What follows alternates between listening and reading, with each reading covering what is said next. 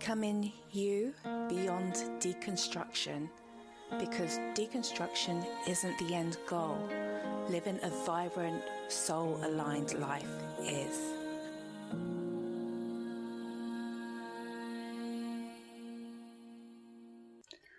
Welcome back to another episode of Becoming You Beyond Deconstruction. It's been quite a gap since the last episode, but that's because I really wanted the next episode to be about this topic that I'm going to talk about. And I've needed to take some time to put my thoughts together, because today I'm talking about one of life's biggest questions, the question of why. More specifically, why am I here? Why are you here? Why are we here on this beautiful green and blue planet?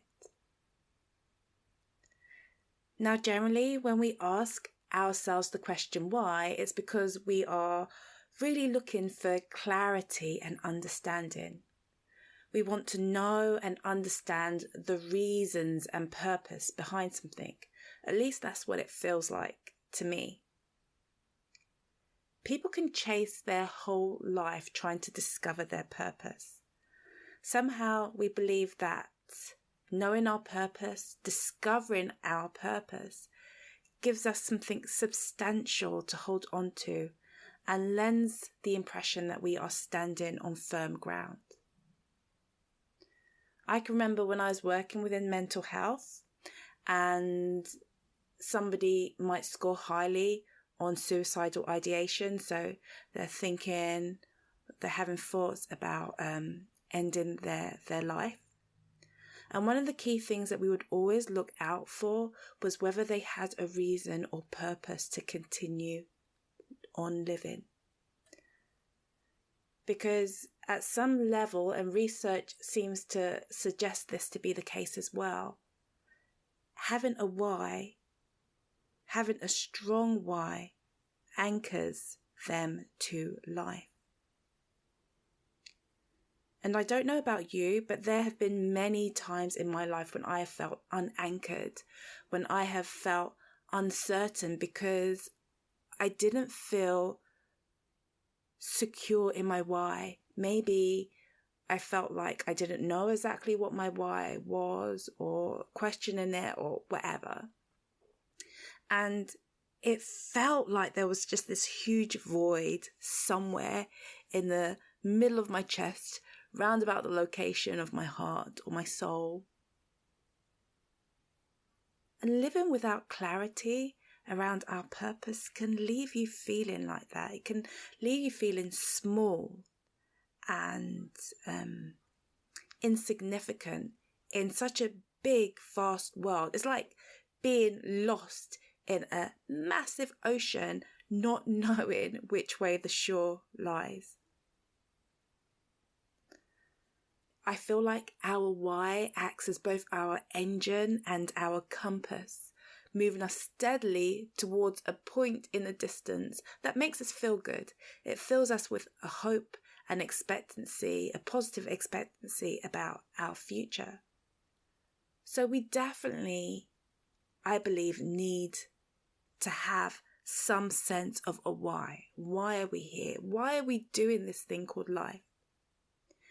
And from a deconstructing perspective, from, moving out from Christianity, maybe you have felt unanchored, insecure, lost, like you had a firm why before and now not so much.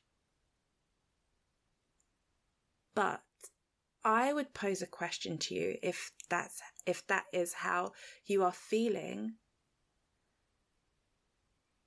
Was this your real why? Was this really the reason that you were or are here? How much of it is what you learned and what you assumed to be your why? And how much of it is your real? That's why I'm here. That's why I'm on this earth. Because I feel like as small children, we kind of have an innate understanding of our true why. I just need to look at my little girl and I can clearly see that the reason why she gets up in the morning is very different from the reason why maybe myself or my husband or another adult might get up in the morning. The things that drive us tend to be very different from the things that drive a small child.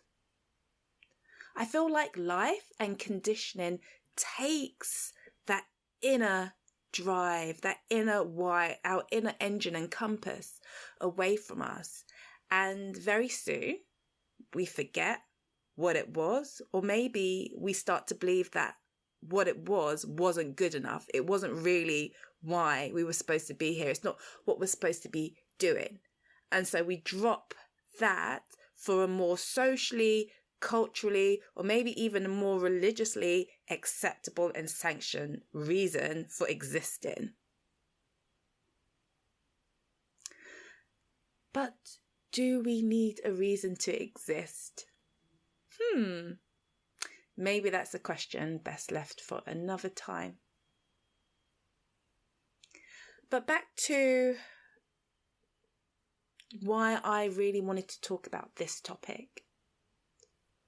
I've spoken about it several times in writing and probably on podcast episodes that I started this year with an intention to live from my soul, to live from soul.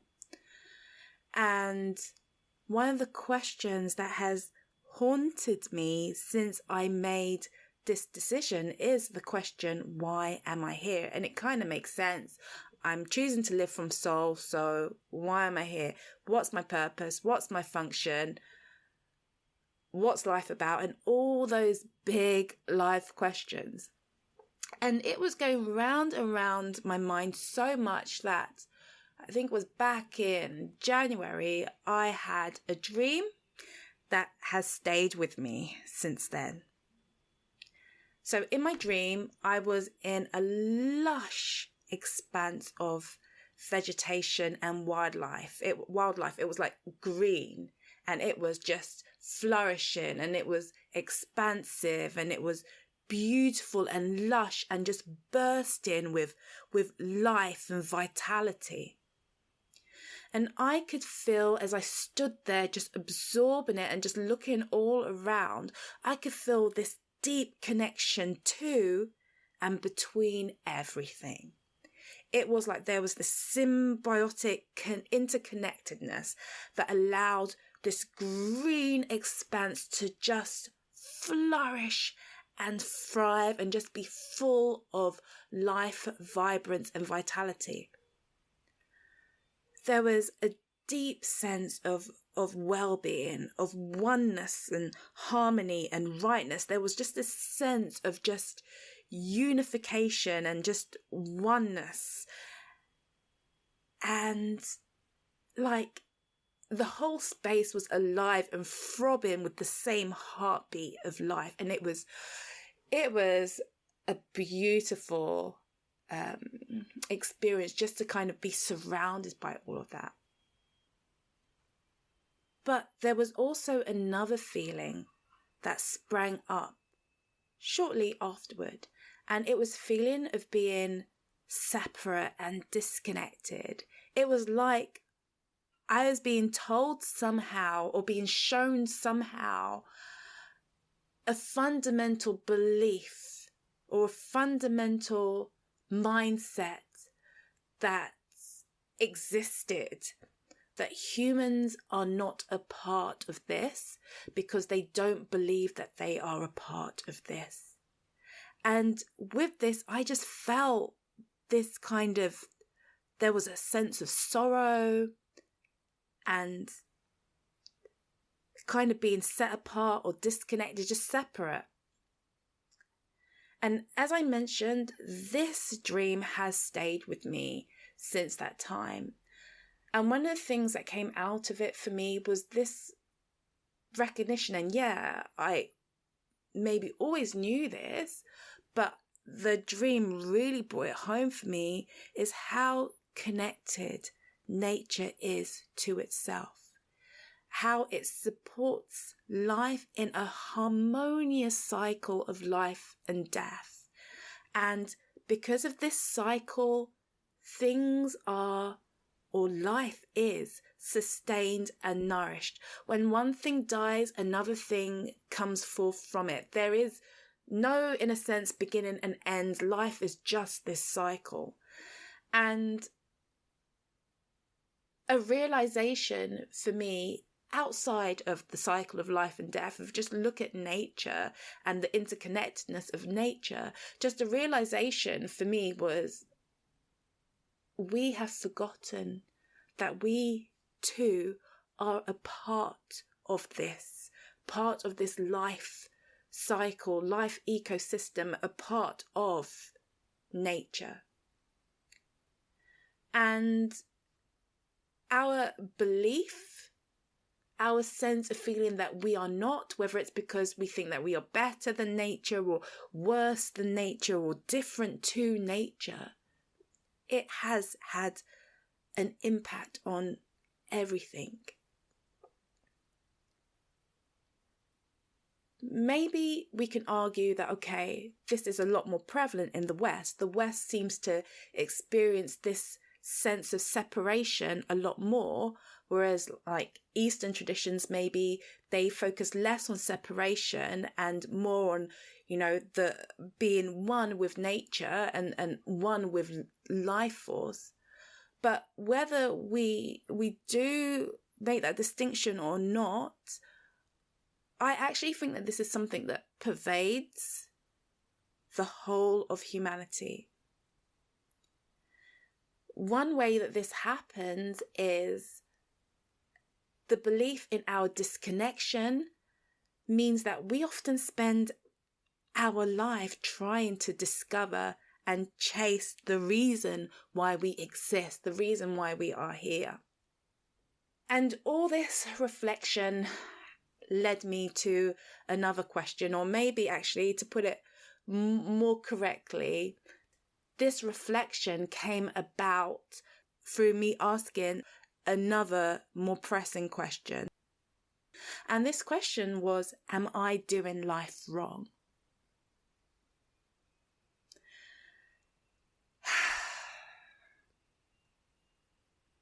And this was a difficult and painful question for me to ask, because it really came from me looking around at the world, looking around at people in my life, and seeing how, as humans, we often don't mind stealing, lying, cheating, trampling on others to achieve our goals or meet our needs. And often, very, very often, the more you do that, the more financially rewarded and the more status you seem to have. And I'm still here trying to find my feet, and I'm looking around seeing this and I'm thinking, okay, so maybe it's me. Maybe the problem is me. Maybe I'm the one doing life incorrectly, and I'm just a naive optimist over here who thinks that there must be a better way, but all the while I'm just causing myself and my loved ones unnecessary pain and struggle. Maybe I just need to do what everybody else is doing and join the crowd and get what I need to get from life. And I laugh, but honestly, it hasn't felt like something to laugh about. It's felt really challenging for me, because there is such a strong voice within me that says, hell to the no. No, no, no. That is not why you are here. That isn't really you. So then it goes back to that question. So why am I here? Why am I here? Am I here to get what I need to get and do what I need to do to survive? Or is there something more to this life than this? If it's the first, then I'm going to try my best to get with the program. But I actually don't like this hustle hard culture, this dog eat dog survival of the fittest mentality. It doesn't fit with my wiring. According to Darwin, this is what has made humans the top of the food chain. We can adapt, we can do what we need to do to stay alive, and it's been helpful, of course, but it's also come at a cost, both to ourselves and to the natural environment. We feel like we can act in this way towards life, towards ourselves, towards each other, because we don't really believe that we are connected to anything else other than ourselves and our gene pool. So yeah, it's okay to look out for ourselves, and yeah, it's okay to look out for our family, because actually they are extensions of us. And so, that's kind of not very pro-social. It's not very altruistic. And there's this whole debate in psychology about whether human beings can actually be truly altruistic, or whether every single act that we perform in some way is designed to benefit us. And that's something for another day. But I call this having an orientation towards fear-based survival. Other people might call it having a lack mentality. But a good example of this is the toilet roll debacle, right? You might remember that. I remember it during lockdown, and everybody was fighting over toilet roll. And the result was that toilet roll was short in supply, and in some cases there was no more left. And it's like, what was that about? What is that about, if not just fear and survival at all costs, regardless of the impact and the effect it's having? So I'm here and I'm looking around at the world and humanity, and I'm seeing this self-centeredness, this uncaring attitude, the cruelness, the coldness, and I'm like, okay.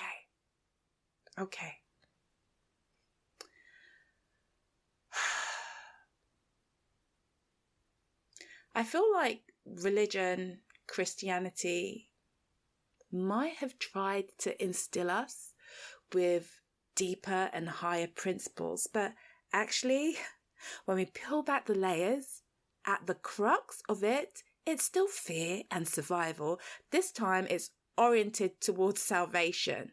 Who is going to get in, who isn't going to get in, and the number of good works that you do.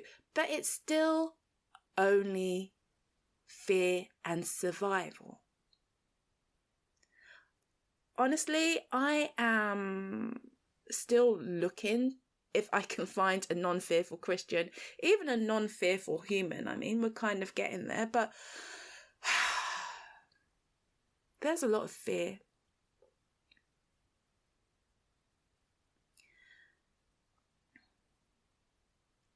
I choose to believe that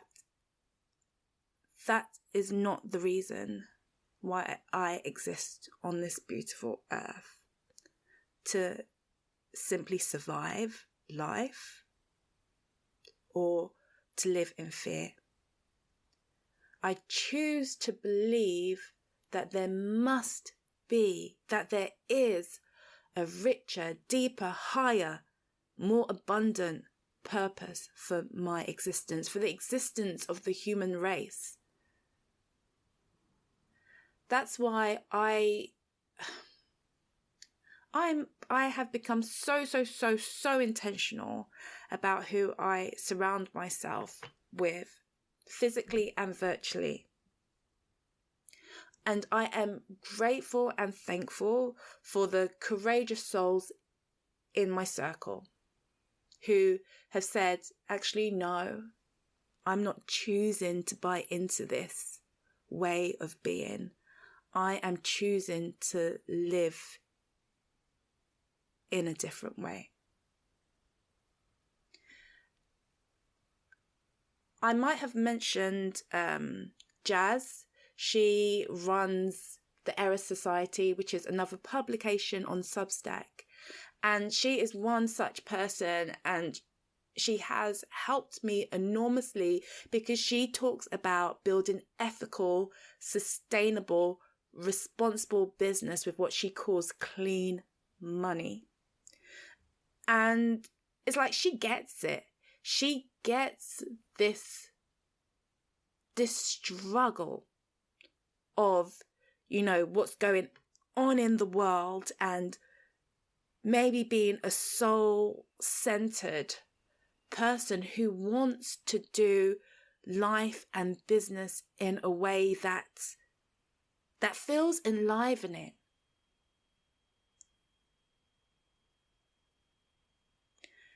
And this is so refreshing for me to hear other people speak this soul truth. It's like balm to me. Something that I need, because mostly it's not what I hear. It's not what is the norm out in the world. They speak to the part of me that just exists beyond all of this conditioned fear and the desire to survive no matter the cost. And I know that standing up in that way doesn't come easily, because you are going against the grain, you are going against the crowd. And that's why it's so important to do the inner work beyond our own fear conditioning. I found out just this month through Jazz again, because she's really into astrology and gene keys and human design and things like that my Chiron placement, also known as the wounded healer, is in Taurus and the 11th house. And this is just basically gibberish to me. I don't understand it, but I did some research, and my basic understanding highlighted two things for me. That this points back to wounds around material safety and individuality versus fitting in with the crowd. And I was like, boom, mind blown. Because this is so spot on for me. This has been such a huge struggle and trigger area for me. Questions like, is it safe for me to be who I am? Is it allowed? Is it okay? Am I able to make money from authentic self-expression, or do I have to go against myself and follow the crowd to gain material security? Is there value in my uniqueness? All of those really heavy questions.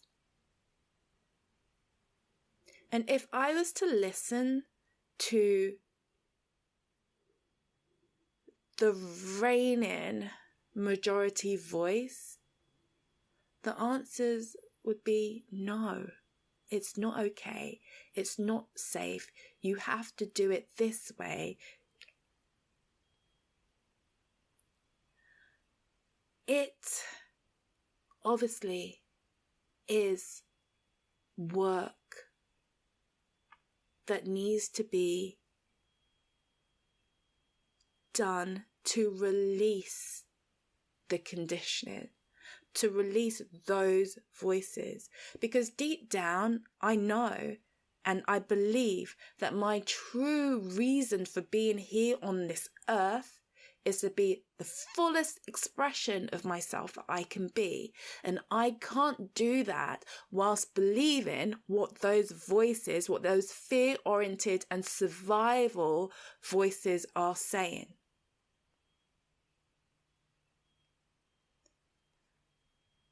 And whilst I think all our wounds are going to be different,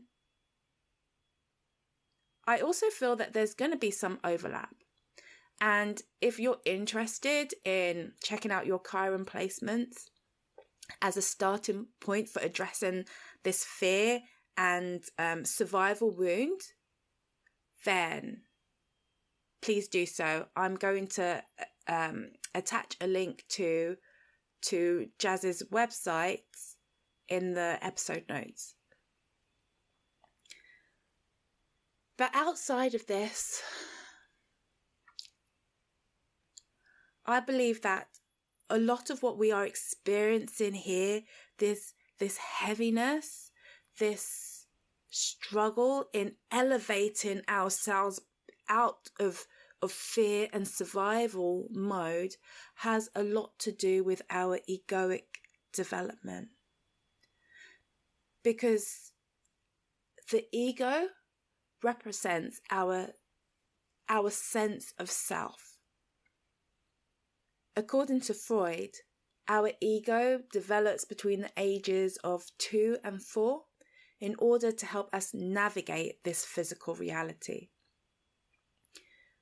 For that, we are led primarily by the id, which is ruled by the pleasure principle. So, it has this urge towards life and pleasure and moving away from pain and discomfort.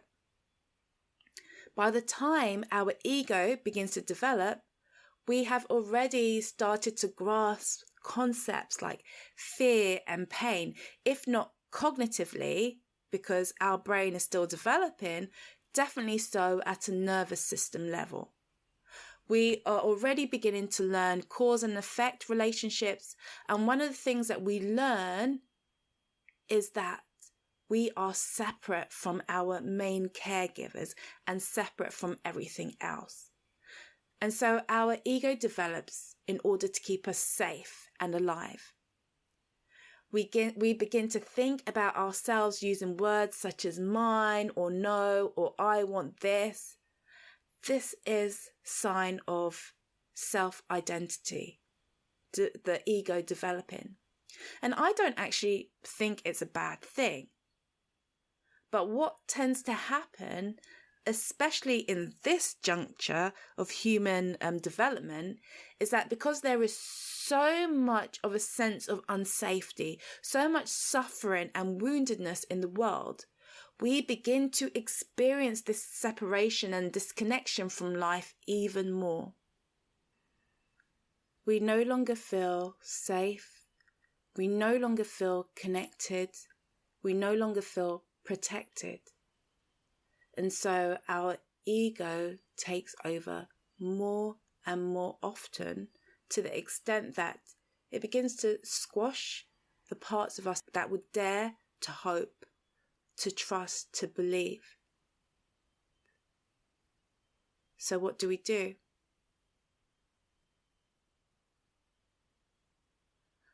Well, that's another big question. And I think it deserves a whole separate post, so I might just do that. But one thing that I don't believe that we do is we try the whole death to the ego thing, because I just don't think that it's healthy or helpful to take that stance. I do think it's important to develop an understanding of our own egoic landscape, especially when it comes to our triggers and reactions, because this points to what is keeping us in this fear and survival energy. both individually and collectively. Fundamentally, it's why we believe that we are not a part of life, and that if we take this even further, we're not even a part of divinity. We are separate. But I think we can see from us, for ourselves, even in a really simple way, just how untrue this is. I mean, we just need to look around to see how interconnected everything is. We know that our actions have a ripple effect on other areas of life. So, of course, at the very least, we are connected in just this simple way. So, going through this process hasn't been an easy one, and maybe it will help you understand why it's taken me a little bit of time to release this episode, and it's still something that I'm working on, and obviously I will continue to be working on it. But allowing myself to ask these hard questions and to look into some of my own fear and survival wounds has challenged me to lean more fully into what it means for me to live from my soul, which is how I started the year and the intention that I started the year with. And even when I go back to the question of, so why am I here on this earth? The answer I receive feels so much more true and alive to me. The answer I receive is that I'm here to remember, relearn, learn how to live with life. And even that statement in itself is always unfolding itself to me, because it means so much to live with life, to live in harmony with life, in oneness with life, with the flow of life, the fullness of life, to live alongside, not in opposition to life, to walk alongside and be in relationship and connection with life. That is the reason why I'm here.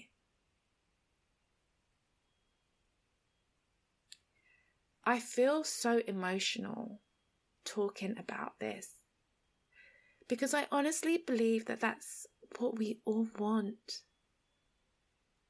Such a simple thing to say, but so hard to do.